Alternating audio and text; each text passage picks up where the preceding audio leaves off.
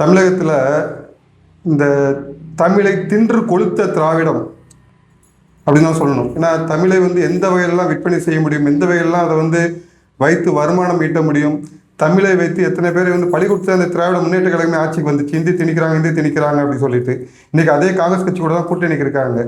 இந்த திராவிடம் பார்த்தீங்கன்னா தமிழை தின்று கொளுத்து வளர்ந்தது தானே தவிர திராவிடம் தமிழை வளர்த்ததே கிடையாது எப்பயுமே. அவங்களுடைய தந்தை பெரியார் அந்த ஈவே ராமசாமி அவரும் அதான் சொல்லியிருப்பாரு, தமிழ் ஒரு காட்டு மிராண்டி மொழி அப்படின்னு சொல்லிட்டு. அதன் வழியில இவங்க தான் பார்த்தீங்கன்னா இப்போ உயர்கல்வித்துறை அமைச்சராக இருக்கிறவரே திருக்குறளை சொல்ல தெரியாமல் சொல்லி கற்க கசடர கற்க கசடர கற்க கற்றபின் இகழ்வாரை தாங்கும் நிலங்கள் இகழ்வாரை தாங்கும் நிலங்கள் இகழ்வாரை தாங்கும் நிலங்கள் நிலம் போல தன்னை இகழ்வாரை பொறுத்தல் தலை இகழ்வாரை பொறுத்தல் தலை கேவலப்பட்டு நிற்கிறாரு. இவர் கேவலப்பட்டு அடிக்கடி சொல்றாங்க தமிழை தலைகுனிய விட மாட்டோம் அப்படின்ட்டு.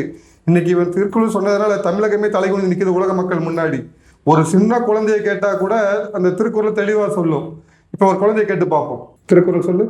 கற்க கசத்தட கத்தவை கட்டபின் நிற்க அவளுக்கு தக்க. ஒரு சின்ன குழந்தை சொல்ல தெரிஞ்ச திருக்குறள் கூட உயர்கல்வித்துறை அமைச்சராக இருக்கிறதுக்கு சொல்ல தெரியலன்னா இந்த அரசாங்கம் எப்படி தமிழை தலை நிமித்திர போகுது. இதுல தமிழகத்தை தலைகுனிய விட மாட்டோம் வேற. அவருக்கு தமிழக முதலமைச்சருக்கு எது குடியரசு தினம் எது சுதந்திர தினம் தெரியாது.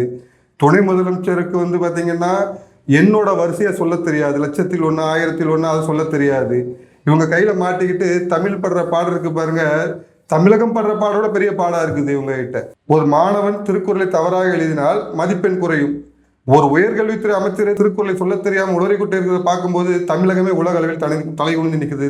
தமிழ் பேசும் நல்லோரிடம் இந்த திராவிட முன்னேற்ற கழகம் மன்னிப்பு கேட்க வேண்டும்.